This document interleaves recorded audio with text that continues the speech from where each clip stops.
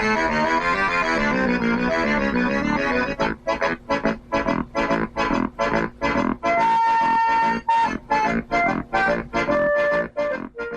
y'all, welcome to another episode of the Weird Law Bullshit Corner here on That 90s Spider-Man show.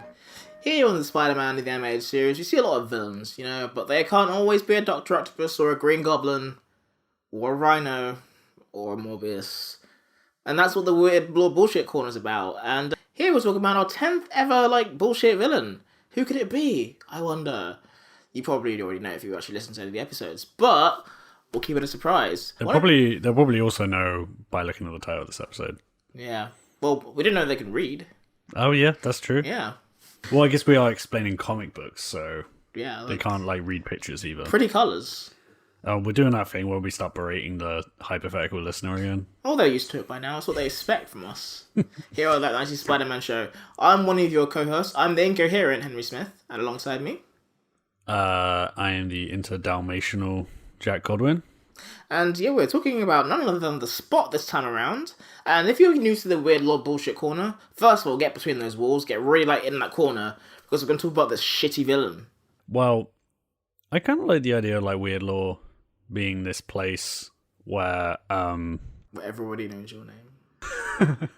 Well, it's like a place for outcasts, right? Yeah.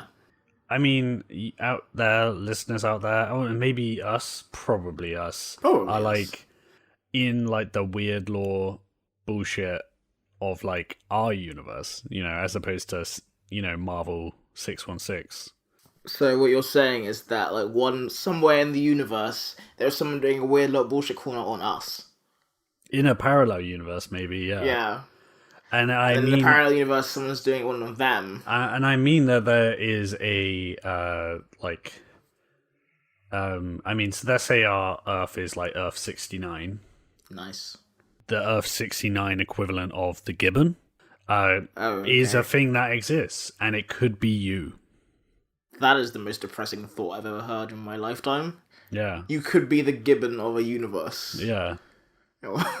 That's why I love Weird Law Bullshit, because I see these people and I'm like, that could have been me. That could have been... You could have been the kangaroo or, mud thing. Yeah. But on that oddly inspirational note, I guess we'll start. Well, yeah, this is Weird Law 10, Weird Law X. Unfortunately, we're not going to space. Speak for yourself, motherfucker. We could have gone to space. I do have... You didn't book the tickets. I have some... I won't bother getting up now, but I've got a list of potential Weird Law things to do in the future. I will say I've got more than 10. Of course you do. Some of them I'm like, fuck this, because it's it will take me a million years to do. Yeah. I won't go into this a lot, but I will do a little update, a Weird Law update. Weird Law update with your host, Jack Ohnn. Good evening, everybody. Yeah, in the news today, we've got... I recently read the Hunted arc of The Amazing Spider-Man. That was in 2019, I think, maybe end of 2019. And it was this whole Kraven storyline where he gets a bunch of animal-themed supervillains to, basically be hunted by these big game hunters who are just douchebags with robots. Completely insane, but it's a really good story. I recommend people go out and read it. The Gibbon is in it, I have to mention. Oh, he's like you. The people's supervillain. He's Bernie Sanders' favourite supervillain. I don't think there's any kind of following behind the Gibbon. And I have some bad news, actually. The Gibbon died.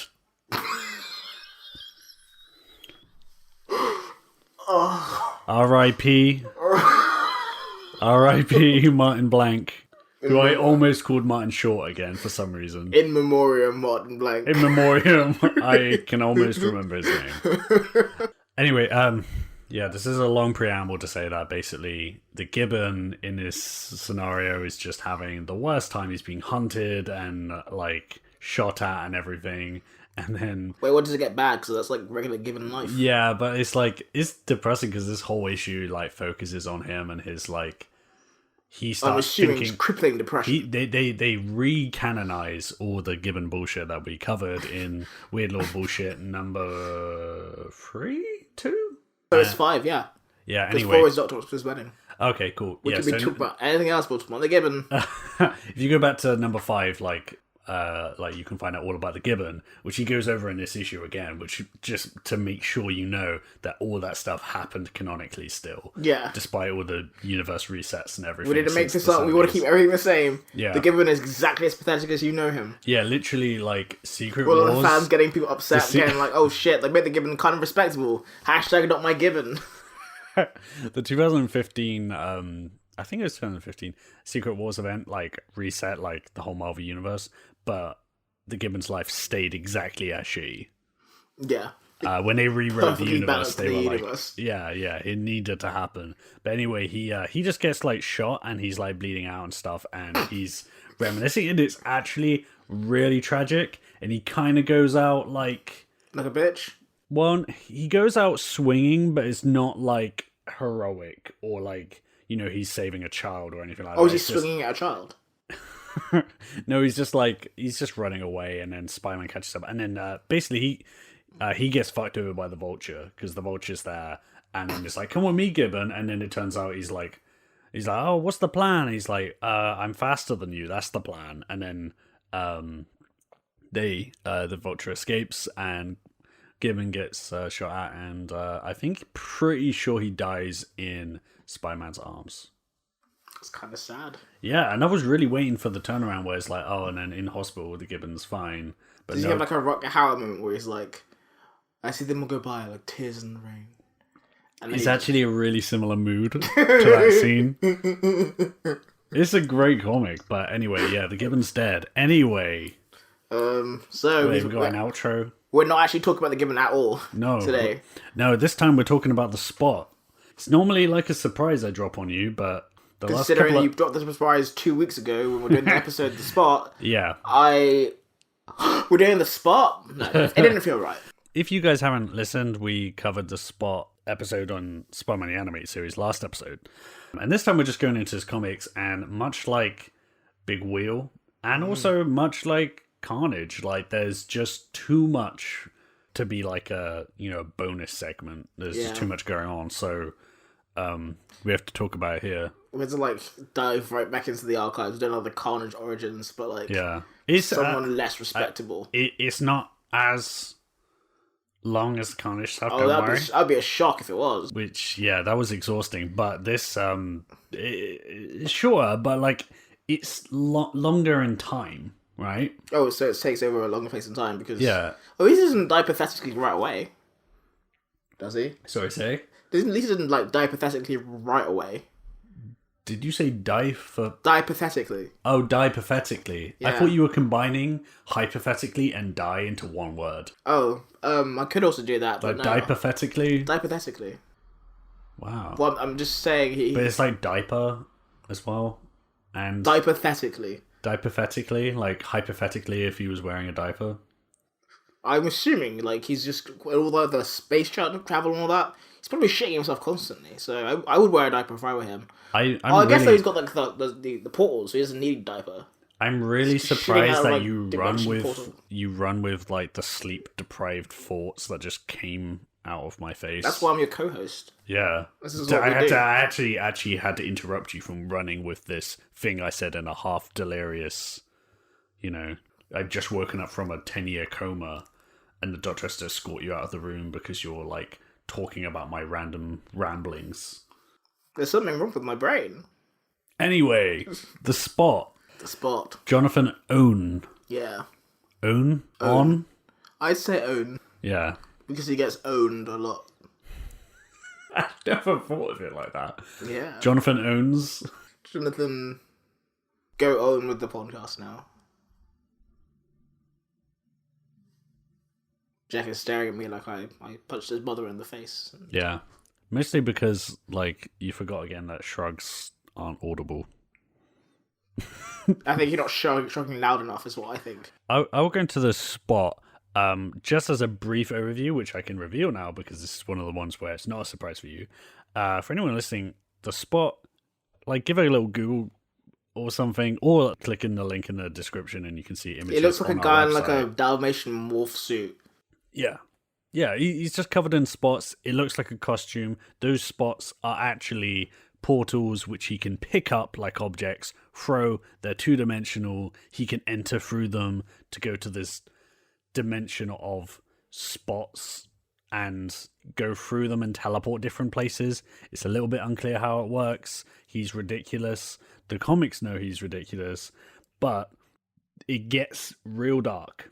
And I will say this is one of our villains who Attempts suicide. sort of. Yeah, there it is. I mean, maybe suicide by like By portal. by stupidity, maybe. Oh, spot aside. Yeah. Anyway, the Spot, right? He first appears in Spectacular Spider-Man 97. I forgot to put fucking dates on anything. All the Spot heads are going to be pissed at me. He first appears. Spot head. Jonathan Ohnn first appears in the Spectacular Spider-Man, Volume 1, 97, which is in December 1984. I don't know why I had to give you the month. It's good to know he's like a Christmas villain. Well, he doesn't become the Spot in this issue, that's the thing. But he's like his big plot comes where he's like seeing all the Christmas presents from the kids by throwing the presents into portals and stealing them. The most insane thing about the Spot, right, is that, maybe that Santa Claus does have Spot powers. That would make a lot more sense than Maybe the Spot sleigh. is Santa Claus. I tell you what, give it 5 years, maybe he will be in the comics. But That's an insane thing to just say and just move on from. well, Maybe this villain will be Santa in 5 years. Moving on. I mean, why not? I guess.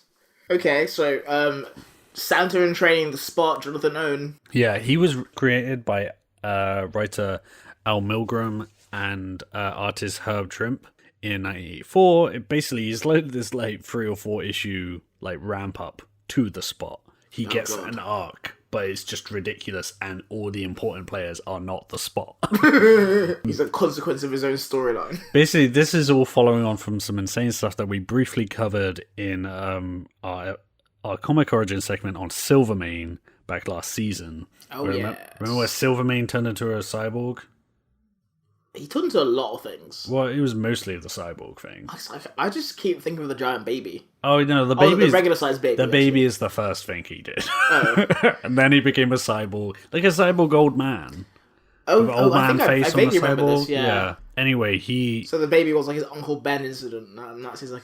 and he's like, now a great robot Great baby limbs. comes great robot. Yeah, with great baby comes great robot. Whatever the fuck that means. Anyway, there was this whole thing going on there where like he was trying to take down the Kingpin and Cloak and Dagger were getting involved.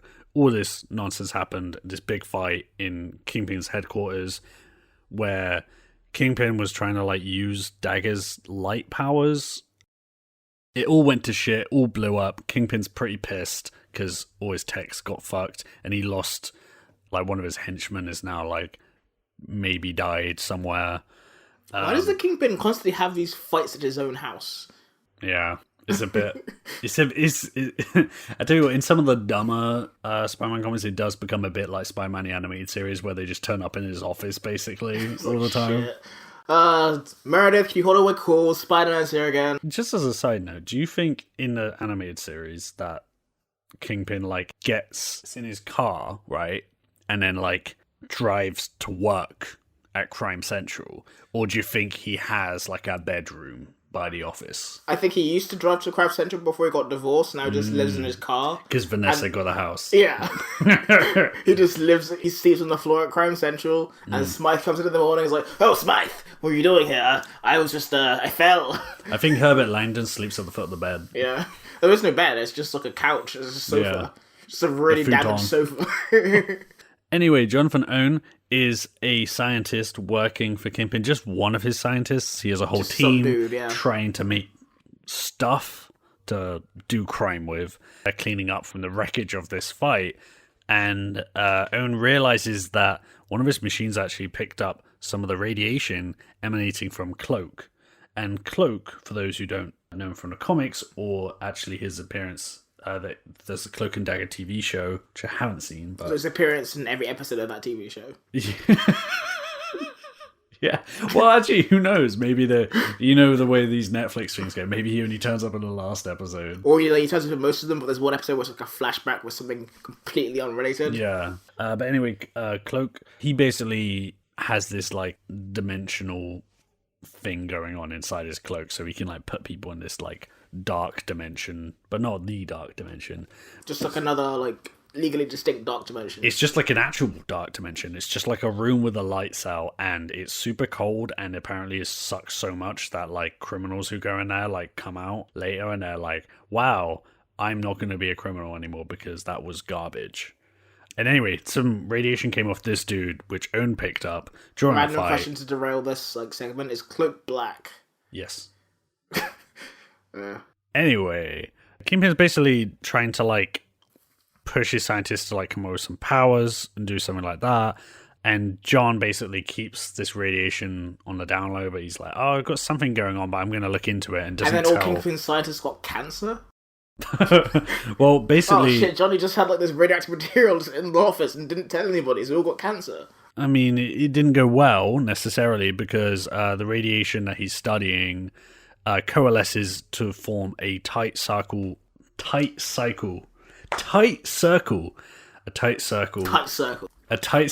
darkness. I'm trying to get a clean read on this line. And the one time I got it right was when you started being like, I'm going to join in. Yeah.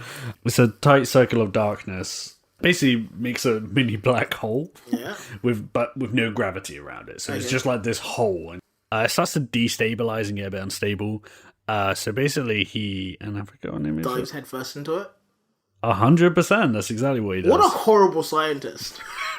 Well, basically his thought is like he'd been spending weeks doing it, and he was like, this is the best I got. I don't want to lose this at this point. So I want to just jump in and see what happens. Imagine if like Lou Pasteur invented penicillin and was like, I'm going to eat this. Yeah. This bacteria I just grew.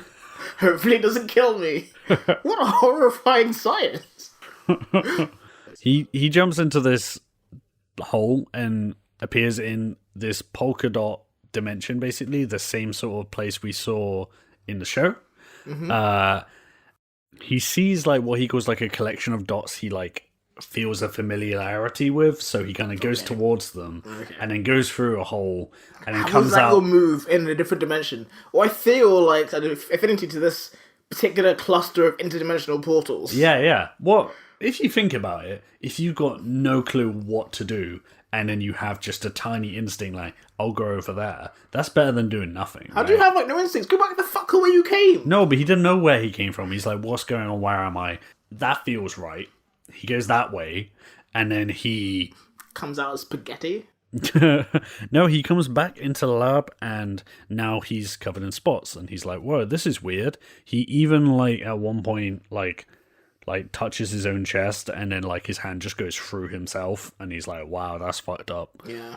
He decides to test these abilities before he tells Kingpin, so he like, I can't remember actually if he forms the costume with his mind or if he like makes a white suit or something. I can't remember which way he does it. Just have one lying around. But then he starts looking basically like he does in the show, and like we all us spot heads know and love him for, which is the the white and black spotted polka dot full body costume. Yeah. He's like, I'm gonna go fight Spider-Man and test this out, and then I'm basically gonna become a freelance criminal because like I don't want to be like a lackey for Kingpin, so I'm gonna keep this on down low. And then in the meantime, he's kind of doing a 2 dates to the prom thing of like coming back to Kingpin, making the spots disappear, and then be like, oh yeah, this project's not going that great, while Kingpin's pretty mad about it.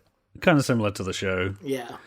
Spider-Man and Black Cat are already having this other thing going on where they're going to go take down the Kingpin. Mm-hmm. But when they turn up, they get split up because the Spot turns up and just teleports Black Cat away. And it's like, yeah, I'm going to fight you now. Leading to this great moment, which I'm just showing Henry here, which is a similar moment to the Gibbon. Where Spider-Man's like, he's just looking at this guy and just laughing his ass off. Yeah, because he just kind of great. He immediately just starts laughing at him. And that's one of the great things about these issues, is that they're all just about how the Spot's kind of ridiculous, even though his powers are actually pretty OP in a lot of ways. They're just wielded by a stupid person from the sounds of it. Yeah, and like in the show, he like kind of fights him a bit, but it's all in one fight pretty much, one or two fights, and he beats him up, and then the Spot is like freaked out and like runs away, and then they fight again in issue 100, but Spider-Man beats him by like tricking him to throwing so many of these portals out that he's got none left on his costume, and then Spider-Man just knocks him out. Oh god. And then we got something which I won't go into because I think I'll go into this at another date. But in Spectacular Spider-Man 245 to 246, he joins something known as the Revenge Squad, the Spider-Man Revenge Squad, alongside some people we have talked about in Weird Law bullshit. Just a reminder, folks, they can't all be Dr. Octopuses. It's a bit of a Weird Law Avengers sort of thing. It's a Weird Law, like, reunion. The class of, like, 2019. Also is seen in Fantastic Four 38, Volume 2 38, so it's not that early. Because this is all still in the, like, 80s, 90s, I think. Mm-hmm. And a place called the Gideon Trust captures the Spot and uses him to open a portal to the negative zone. Sure. And he's not even an important part of this. He's just like in the background. They're like, oh, who is that? We don't know who that is. He's hooked up to this machine. He doesn't seem happy about it. He eventually escapes. And then the scene again in Spider-Man's Tangled Web, number 16, which is actually quite far later. That is in 2002. So we've already like jumped like 2 decades. Oh, he survived 9/11. Yeah, but not for long, because he is Tombstone's cellmate. Oh, no. Which is why there's a lot of reasons why we needed to do this episode, and it brings together a few things that we've been talking about. He's the connective tissue between so many like shitty Spider-Man villains. Yeah, and basically Tombstone's his cellmate, and his whole thing is that at this point he's like gone straight. He's like, I'm going to serve my sentence, be a good boy, and then they'll let me out, you know? And then Tombstone is like, you got like teleportation powers, I'm in prison, get me the fuck out of here. But basically, throughout this whole thing, he's basically threatening the Spot, and you think that Tombstone ends up like faking his own death, and then the Spot gets out on parole, and it turns out it was all this big like Ocean's 11 like con. You don't dive into the Spot. There was some fuckery, and then basically he meets Tombstone like in some like villa in Spain or whatever, and they're like, to crime. Yeah. And at this point, like sitting like a deck chair going like, I can get used to this. We can like a mojito. He puts the sunglasses down. Yeah. But it is actually kind of like that. But right before Tombstone is having a good time with it, and I should say at this point that the Spot's costume very briefly here changes to be gold, so he looks like a leopard print man. How did he manage to find a way to make himself more humiliating? Well, just in that vein of humiliation, Tombstone says that, he says, do you know what the thing I missed the most about being in prison? Killing people. And Harlem. And then he snaps the Spot's neck. Oh, he's dead. Yeah, he just straight up snaps his neck. And I was like, oh, damn. Wait, what? Like, the Spot is like this interdimensional being. The Tombstone is just some dude. He's a strong dude, and the Spot is a weed. And but he's the also Spot can, like, teleport, effectively. Yeah, but he just, like, surprised him with a quick neck snap. Tombstone's very good at snapping bones. I can see that. Yeah. And he's a little weedy guy. Like, so you say like he couldn't, like, spot it from a mile away? No, he could not. And this was a little bit confusing for me, because I was like, I've read issues with the Spot that came out after this, so I'm not quite sure how he came back to life. And then I made these notes on it, and then I like looked it up again, because I'm like, I think I left out information. And the answer is, he just is alive in the next issue. And it's the same character. Yeah, and no one explains it. Are you sure he's dead in that issue? I mean, I showed you. He snaps his neck and drops his corpse to the floor, like... Maybe he just like put him in a sleeper hold. That's a very fast sleeper hold. Right, and he just happens to be talking about how he loves killing people at the same time. Yes. Hey, Spot, I didn't actually kill you. This was just a warm-up for the actual murder. I'm actually very grateful for you getting me out of jail, so let's work together. Don't worry, you enjoy your nap. And then we get a crossover with yet another thing we talked about this season. Slide. Ugh. This is completely wild, but he stumbles across like quite a weird scene. This is him in a cap here, and he just comes into this alley and sees what is Elektra and the Hand, who are stabbing Slide in the chest. Oh, and he's like, "Oh, that's fucked up," and runs away. Because basically the Hand are like killing all sorts of people and then resurrecting them and making them, their minions. Yeah. And the only person they can catch will Slide. Yeah.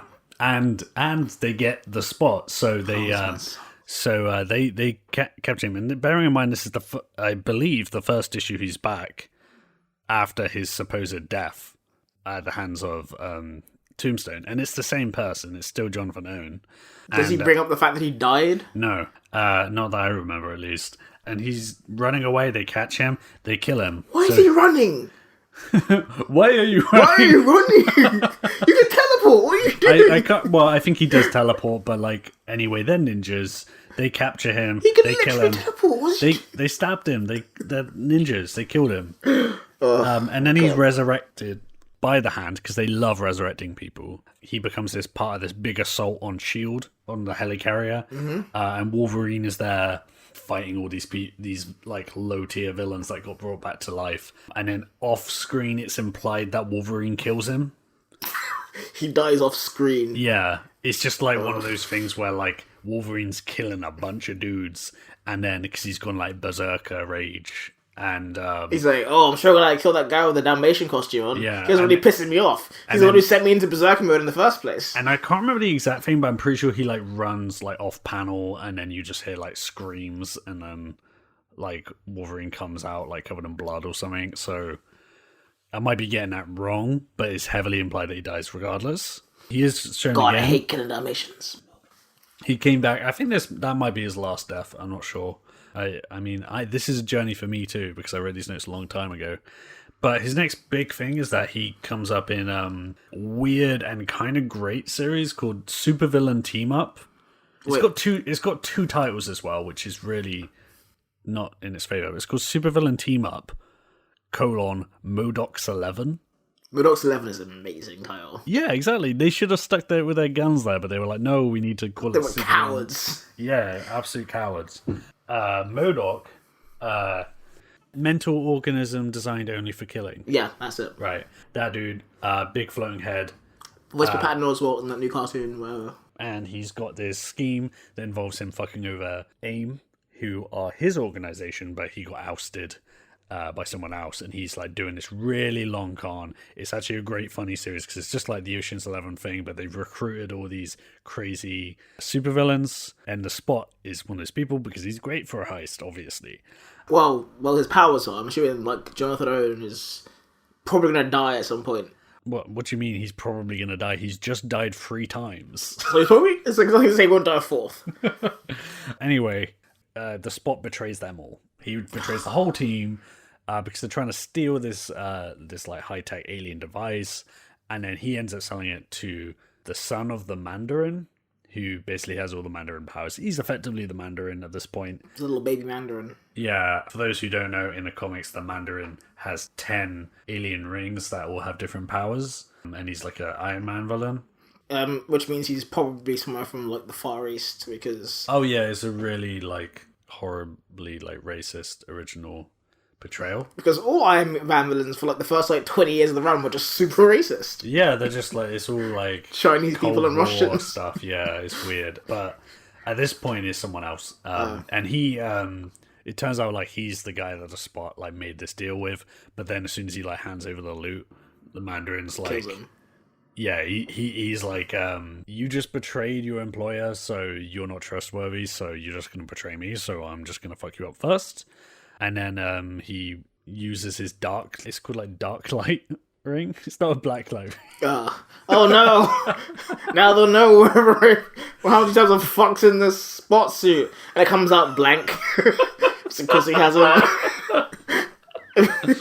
Oh no! I don't want my my thorough history will be revealed, and I was Spot, there's something here. The Mandarin uses his dark light ring and banishes the Spot back to his polka dimension, where he's now trapped. Oh, sweet. Also in this series, Rocket Race is there. For some reason, he's like, they like rewrote him, so like super controlling, no confidence. He has a stutter now, and he's kind of reluctantly part of this because he needs So he's the like money. Principal Skinner. Yeah, yeah. It's kind Yes, of, mother. yeah, or like what's his name, Eddie in It. Oh, yeah. Yeah, it's that kind of vibe, and or Bill Denver as well. And here's another thing, right? Big Wheel turns up, but not I like, was waiting for that motherfucker to show up. but not actually Big Wheel, not the Not the one we know and love. not the one us wheelheads love to see. It's Us wheelists. is the Big Wheel itself without him. Oh, well, so better. Yeah, because basically Rocket Racer gets hold of it and like uses his tech to like control it as part of the heist at one point. It's a pretty fun thing. Also, like Chameleon is there, but then Chameleon is like revealed to actually be like a robot who's controlled by someone else. Yep. Yeah, there's all kinds of crazy nonsense. Is Mysterio getting in on this bullshit, or is he just... No. It's like lower tier than him. Can't believe Robot showed up and Mysterio wasn't even, like, called. He was probably like, oh, that's so gauche. Yeah. Man, I did that 10 years ago. He somehow got out because there's a random Spider-Man issue where he's seen in the bar with no name, which is where all like the criminals hang out. Oh, yeah? And he's just there, and you're like, oh, I guess the Spot got out of that dimension at some point. And then we get back to where things start getting weird with Amazing Spider-Man 589, which is from 2009. Oh, snap. And it's the return of the Spot. And this is when you get the Spot actually doing what the Spot should have done this whole time. What, kill himself? No, being a huge murderer. Oh, yeah, that too. He's basically taking down thugs and stuff, and there's all these like mob killings going on, and Spider-Man's like, what's going on? And he turns out it's the Spot, because the Spot is actually using his powers as he should, which involves doing some insanely cool stuff, actually. I think this is any weird law where the villain takes, like, 4 or 5 different deaths to figure out how to use his own powers? Yeah, pretty much. He does stuff like he will pop his hand out of a portal behind someone, takes the guy's knife, and then puts another portal in front of him and stabs him in the chest. Nice. You know, he does stuff like that where it's like, he's not even bringing his whole body. Just using an arm. And then he just, like, a lot of them are like, you know, just popping his hands out of nowhere and snapping someone's neck. When That's pretty cool. Yeah, and it's actually pretty creepy. And he doesn't say anything during this whole time. Because why would you? Yeah, and it ends. I know why he's not saying anything, because he's also for some reason also trying to like suck his own dick at the same time. What? Oh, that's the only reason he could be good right now. But that's like kind of the only reason that the Spot would do that. He wasn't satisfied with just being competent. He had to try and suck his own dick while he did it. Basically, he's like a huge killer at this point, and there's also a great point here, which leads to this image, which I love. It might be the episode image, but it's Spider-Man punching him. His hand goes through one of the holes in Spot's chest, comes out of the Spot's face, and punches Spider-Man. Ouch. So Spider-Man just punches himself in the face. How did this guy, like, fail for this long only to just get competent? Yeah. Is it like Doomsday in that, like, every time he dies he gets a bit smarter? Oh, maybe. But, like, he does not have a good time after this. Yeah, basically, Spider-Man's chasing after him. And he does, like, other cool stuff. Like, there's another guy he wants to kill, and he just puts a portal behind him and pushes him. And the other end of it is like just, like, a mile high. That's you pretty know? cool. Just like, okay, drop you, you're dead. You know, sort of thing. So many creative ways to kill somebody if you just use, like, portals. And then there's this really great bit where Spider-Man captures him, and then the Spot, like, reaches into his own chest and pulls out a journal, and then you get this like long narration of like his story, which is really interesting. So wait, in the middle of this fight, the Spot stops and is like, "Hey, I want to read from my journal." Yeah. And basically, what happened is he'd been stuck in the other dimension because like he gets stuck there if he's put there without his own, I guess, without his own consent. Like without his, like he doesn't know how he got in, so he can't get out. Because he was forcibly put there. Normally he knows how to get out, because I guess he goes in there. He just tells, he can understand the spots or something. Eventually he came home after years being stuck in this place, because he was thinking of his son. Turns out he has a son. Who hates him now? No, is dead. And then he comes back and he finds out that his son is being killed. Yep, there it is. By the mob. Okay.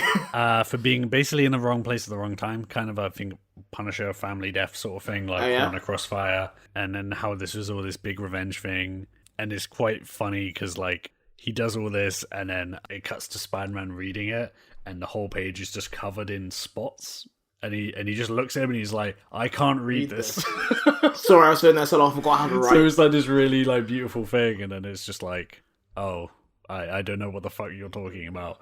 But it turns out that the son hadn't been killed. It's just he thought he'd been killed, and he's actually like under police protection. And he was in hospital because he's been shot, you know. But eventually, Spider-Man like finds out that like the kid that's been shot was the son of Jonathan Ohnn, and he like finds like the Spot story like came along with like another book, which is like a copy of Treasure Island, which he then inside I think is written like Jonathan Ohnn or maybe the kid's name or something, and then Spider-Man like delivers it to like the ex-wife. Oh, obviously ex-wife. Yeah. And basically she knows that even though she thinks her husband is like gone missing, maybe dead, she sees this copy and she's like, oh, he's out there and still cares. Hey, Spider-Man, can you give him this child support check? he's like 20 years behind. And then also one of the criminals is left completely fucking mental because he's terrified that the Spot could literally come for him at any point because he's right. He's right. What can happen at any point? Which I thought was a really cool like way to bring him back. The Spot as like a kind of creepy serial murderer. I think it's like 30 years too late? Yeah, because he's kind of like when you put it that way, like this dude sounds like a Batman villain, you know? Like actually, Batman, he would kill Batman instantly. Like a really dumb, crazy idea, but then also murder, like Calendar Man and shit like that. Yeah. Then in these miniseries, Dark Reign, Mr. Negative works as a mole for the Hood's organization. That's a guy, by the way, at the Hood. Oh. He's also one of my least favorite supervillains ever. I hate him. He sounds pretty terrible. Yeah, but he was in a lot of comics, which made me think maybe he was liked, but he just like wears like a Red Riding Hood hood, and then he like has like twin guns, but they're like magically powered because he has like some Asgardian stones. That sounds stupid as shit. Yeah, I'm not a fan, and he was like a huge villain in New Avengers for ages. And then did like Britt Daniel take a photo of him for the Give Me Fiction album cover? That's a deep dive just for you. Yeah. No one else will get that joke. But basically, he was stealing evidence of the Hood.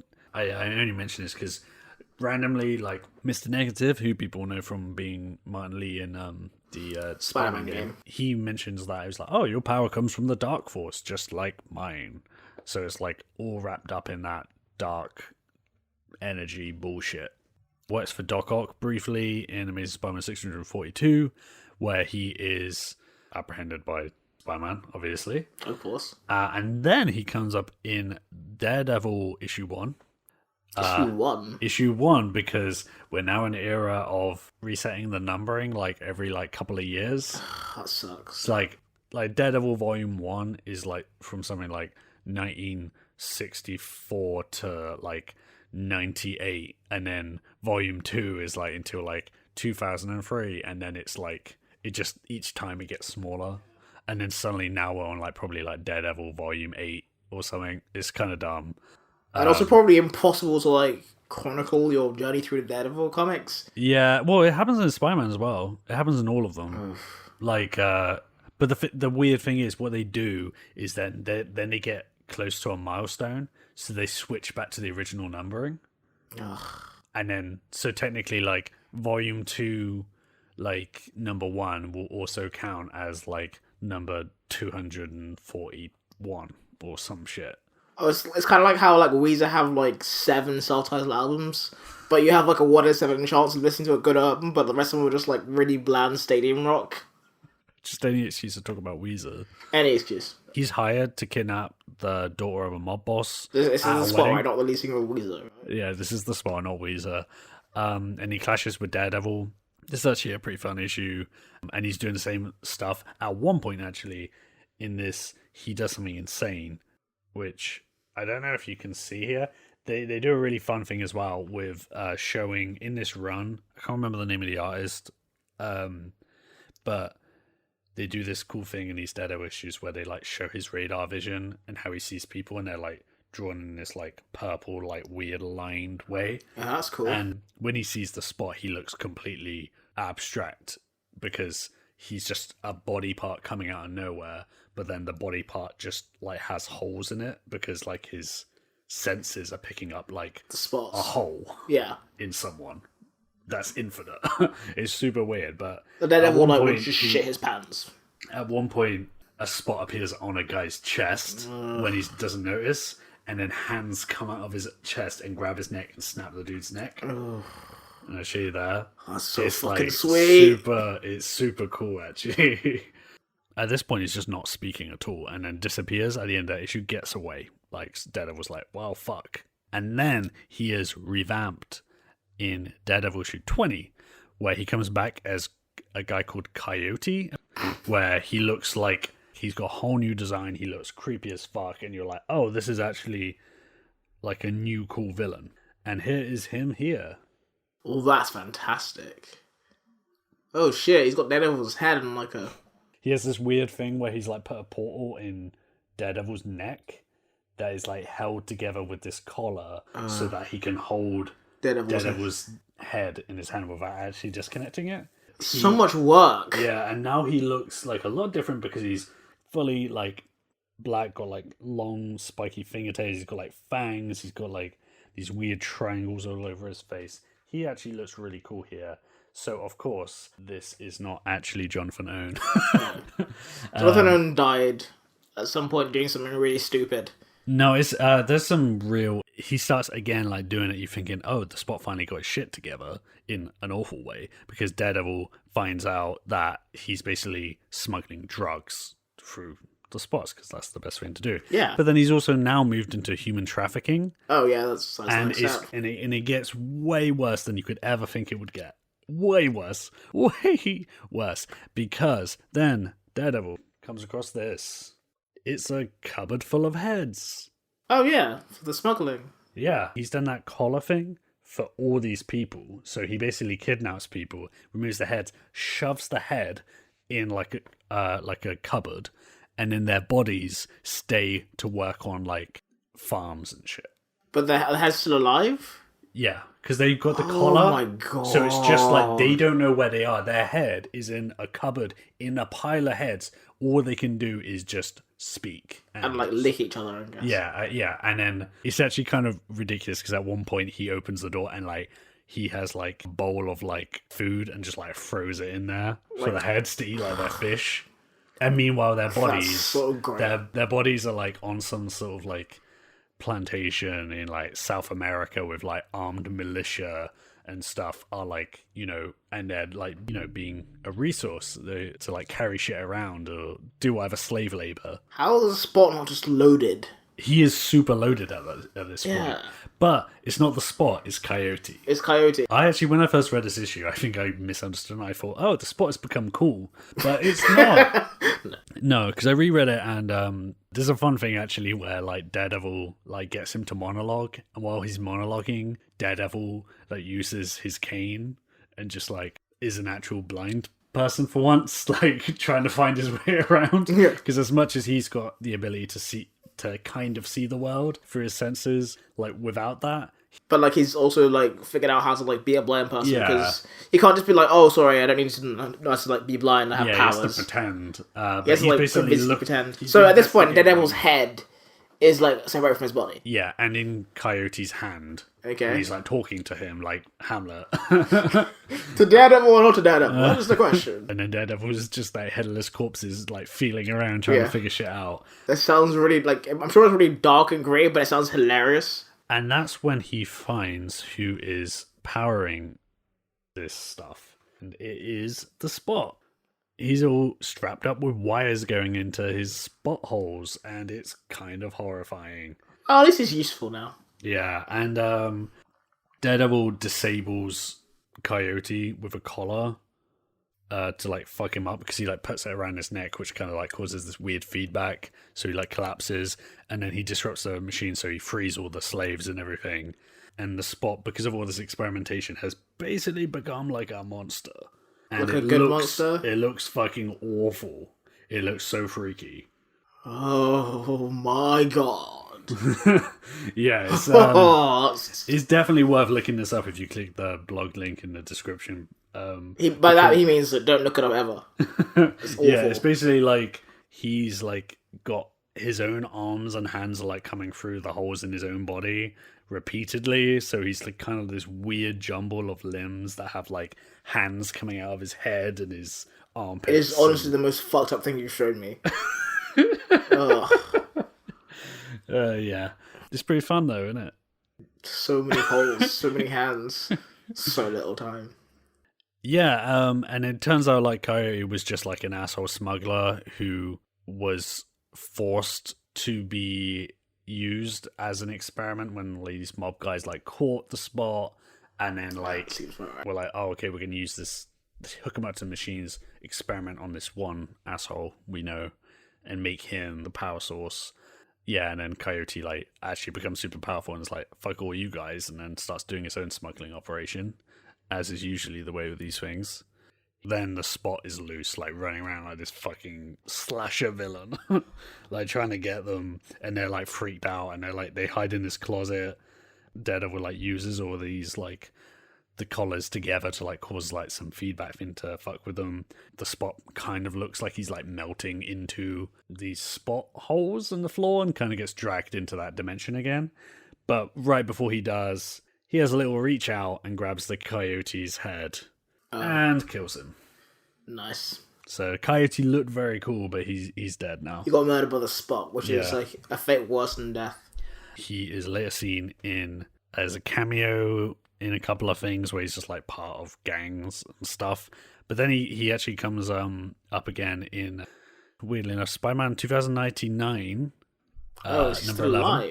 alive. No. There's in one of the more recent like series of Spider-Man 2099, they found a way to bring Miguel O'Hara, who is Spider-Man 2099, back in time, and now he's trapped in the present. Oh, what a terrible, terrible existence. Well, to be fair, the year 2099 sucked ass. It is 2021 sucks ass. Yeah, but this was 2014, so things were slightly better at that point. I guess, yeah.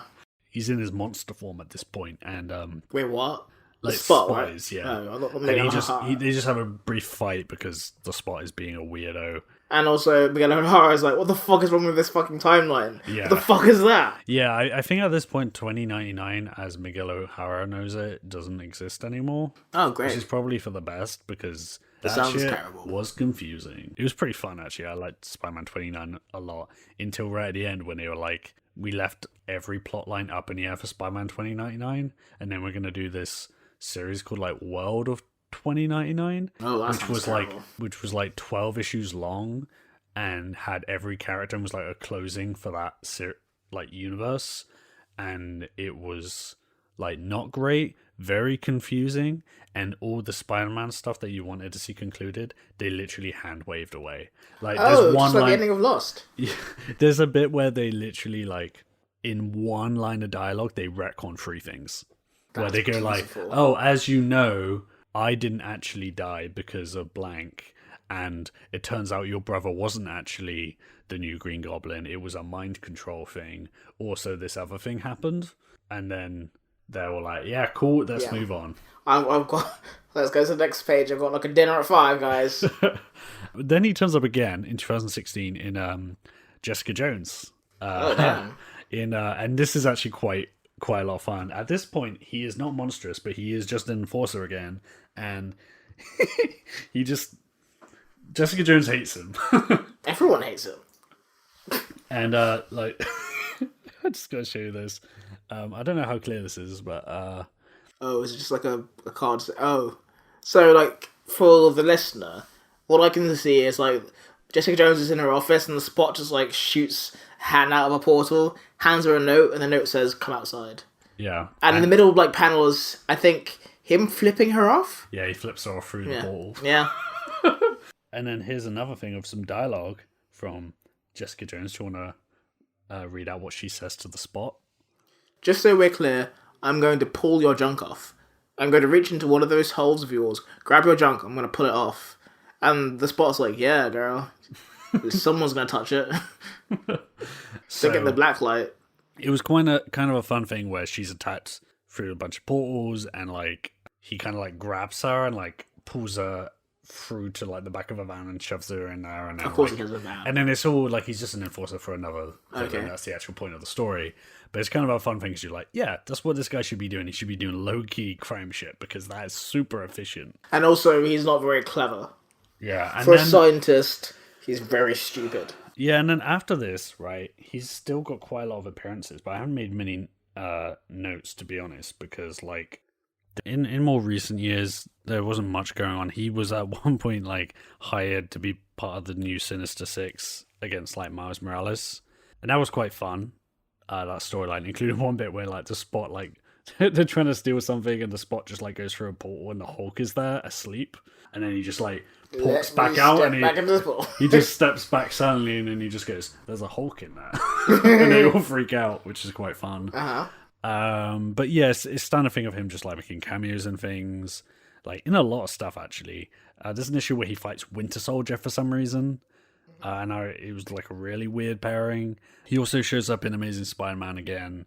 There's this whole thing, right, in called Secret Empire with the like the unfinished 5th season of Empire, when Terrence Howard like learns how to use interdimensional portals. No, it was when Terrence Howard's like just teaching the other cast members about his new math he made. Yeah. So how does this work, Terrence Howard? Next time, baby. For those who don't know, Terrence Howard doesn't believe in math. Yeah, he does not believe in the concept of mathematics. And he says that he has invented a version of maths that works better. 1 + 1 = 1, guys. Yeah, that's genuinely, I think, a quote. That's like the core tenet of like Terrence Howard math. Anyway, in Secret Empire is basically the whole thing. You remember the whole thing of Hail Hydra, like when Captain America was revealed to secretly be Hydra. Oh yeah, like the best metaphor for America in the last 50 years. Yeah. It was all this like bullshit with the cosmic cube fucking with reality. Okay. But it did lead through to this event called Secret Empire where Cap is like sort of heading up a Hydra that has taken over the US. And yeah, it came out at a good time, really. Would it come out like 2016? Yeah, it was 2017. Yeah, that tracks. And then at this point, there was this whole thing where like New York was encased in the Dark Force dimension. So it was like... So it's probably like nicer than New York all the time. Yeah, it was just a bunch of bullshit happened there, and like the rats are just eating like regular things instead of pizzas and shit. They're not biting people. And basically, after this point, like the Kingpin, once all that was resolved, the Kingpin was like, "Man, this Dark Force shit is gnarly, so I want a piece of that." Yeah. And then he like ends up tracking down the Spot because he wants to weaponize the Dark Force. And he like captures... Kingpin remember that he used to work. The Spot used to work for him. He's just forgotten him entirely. I actually can't remember. Though, you know that piece of shit Jonathan Omer used to know. It's way funnier if he doesn't. But he captures him and like experiments on to try and like get like this Dark Force power and stuff. Yeah. Wait, you could just hire me to do that. That's what you did. Remember? Yeah. No, but they want that dark juice inside. But anyway, this is a weird one that kind of peters out because the Spot saga is still ongoing. But as per usual, he's still just being like fucked over by other people and then thrown in the background of comics a lot. I will say that he's fared a lot better than most other Weird Lore characters. Yeah. He's died multiple times, but he's come back stronger? No. He's come back. You think at one point he's come back stronger, and then it turns out he doesn't know how to write. And then another time he comes back. Well, to be fair, you didn't know he knew how to write beforehand. So. Yeah, that's true. I kind of hope they actually do something more with him because I like the idea of him being just like a crazy motherfucker because he's like, my powers are so insane and I've spent so long like going through portals and being experimented on by villains that maybe he's just a complete lunatic now. My brain has as many holes as my costume does. Yeah. But anyway, like, do you have an opinion on the Spot? It's one of those things where I was like, as you starting it and going through it, I was like, this is like a good like B+, A-. But then it kind of went like on a bit, and like he just refused to like. Is that also your review of Marvel Comics? I was like, okay, we're talking about Marvel comics in general. Yeah. It's not the Spot's fault he's in this. To be fair, I think if I was to summarize Spider-Man comics in like an hour, Maybe I was really into this and they just capped yeah, it. you were like, you're really into it until some shit happened in the 90s. Yeah. Okay, so with the Marvel like common denominator like cancelled out, yeah, it's about like an A-, maybe a B+. An A-. B+. I really like the Spot. Like it's just Yeah. like a concept for a weird lore because yeah, he's pathetic as Spider-Man. Like thinks he's hilarious, but he also goes through some like really weird shit. I don't know though. Is the Weird Lore Bullshit Corner like meant for like actual compelling, interesting stuff? Because I feel that's like getting away from what the whole show's about. Because Hoff is like some really like high quality Weird Lore bullshit. I think as long as there's weird bullshit, it's fine, right? Yeah, You but know? like some of it's just not bullshit. Some of it's just weird. Yeah. This may or may not change your view. Okay. I'm just going to show you one of my favorite frames, which you can read out if you want, and it's Spider-Man in his first meeting with the Spot, surrounded by spots. I feel like I'm living in a Warner Brothers cartoon. Come out of there, you crazy wabbit. Okay, that's So I changed my mind. Spot is an A+. Again, I'll give him the benefit of the doubt for being part of Marvel Comics, but yeah, he's a lot of fun. He's like severely like under like prepared for his incredible power, which is great for any kind of. It's a hard thing, right? Because on the one hand, you kind of want to make real good use of his powers in the story, but on the other hand, would it feel wrong if like the Spot became an actual real big threat? Because if he gave him like anybody else's brain, he'd probably be up there with like fucking Dr. Octopus and Green Goblin, because in the right like mind, he's unstoppable. Or at least like hard to kill. But here it's just like he's died how many times? It's kind of like the stupid version of like the thing that villains go into a lot, which is like, I don't want to be the most effective version of myself. I want to do weird I want to party. Yeah, I want to party. And I want to turn people into dinosaurs and shit. Yeah. You know? I don't want to do actual evil shit. That's no fun. Yeah, but the Spot is like, he actually just wants to like make money. You know? That's his main thing. He just wants to make money. He wants to He's like a brilliant scientist who stumbled across something incredible. Genuinely, I always forget that he's a scientist. Because it stops becoming a thing after Academia that must first be appearance. so like underpaying him that he's like, I'd rather just do this crazy bullshit. To be fair, we don't know how good of a scientist he was, because his he's probably a very bad scientist. Because his breakthrough was that he discovered radiation that was emanating from another person, and he was like, this is cool, I'm going to run some tests on it, accidentally makes a portal, and then just like jumps in there. And then from that point on, he stops doing any kind of critical thinking. Oh, he's like Kevin Bacon's character in Hollow Man. Yeah, he's kind of, right? Except like less rapey, but like... Yeah. But that level of like just abandonment of scientific practices. Yeah, like I want to go like perv on people now. Yeah. Yeah, to be honest, like the Spot is kind of... Just Kevin Bacon's character. There's a good horror movie in there if you just like... At the end, he becomes that weird monster Spot dude. Yeah. But anyway, so what is your rating, knowing that he is a huge dumb idiot who threw away science and maybe didn't know it in the first place, but also he is, a weird dude. I'm gonna do something a bit weird and like, because he goes in a different dimension to what we usually do in Weird Lore Bullshit, I'm gonna say like a B+ +3. A B+. +3. What does that mean? If in terms of like comparing Spider-Man stories on a scale of 1 to 5, he's like a 3 on that. So it's like a really kind of like a sort of compelling Spider-Man story, but he's also like a really dumb villain. Wait, so you're adding in a rating system from another universe? That's what the Spot would have wanted. Okay, sure. Why not? B++ +3. Yeah. Write it down. I guess so. And like, if you're doing like a definitive ranking, like you've got to put like that rating to the side somewhere. Oh, it's to the side. Yeah. That clears it up. Yeah. But anyway, yeah, that's the end of Weird Lore. There's a Weird Lore Bullshit Corner. Well, it's not the end of Weird Lore Bullshit Corner. It's the end of this one. Yeah. There's still plenty more to do. Yeah, of course there are. There's not just 10 bad Spider-Man villains in the whole of the comic series.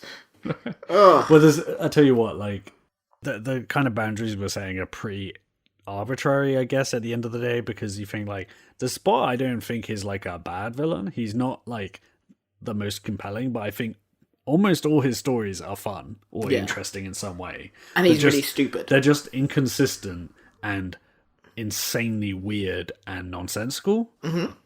And if you're going with that, right, like obviously like there's a lot the stuff we covered so far is weird and nonsensical, but also like I mean the Green Goblin is weird. Yeah, if you think about it, it's fucking weird. But that's the thing, right? Comic books are weird. Green Goblin is a well-written enough character that if I was to bring him up, it would have to be a thing he did rather than a thing he is. Same with Dr. Octopus, I guess. Yeah, exactly. Like, you know, like I could bring up the time that Green Goblin got married to Ohnn. Didn't actually happen. No. She's not that bad. Oh, she's not that much of a villain slut. No, she's like only in for like the polite villains, not the ones who are like because it's not like Norman Osborn is capable of acting like a normal human being, really. Like at best he's gonna be a huge asshole, at worst he's running around dressed as a goblin. Yeah. At best it's gonna be him in the first Spider-Man movie where he's like breaking into a house while she's praying. Yeah, and that's the best it's gonna be. What was it Aunt May says to him and like didn't she like slap his hand or something? Thanksgiving. Thanksgiving. Like, shame on you. And he just like starts like sharpening his carving knife and looking at her like intensely. Yeah, exactly. If they were gonna hit it off, it would have been there, and they didn't. If Doc Ock, if Alfred Molina was there, like they'd be fucking on the table. Just... Yeah. Forgive me, Peter. My wife just died. Did anyone lose? Did anyone lose this?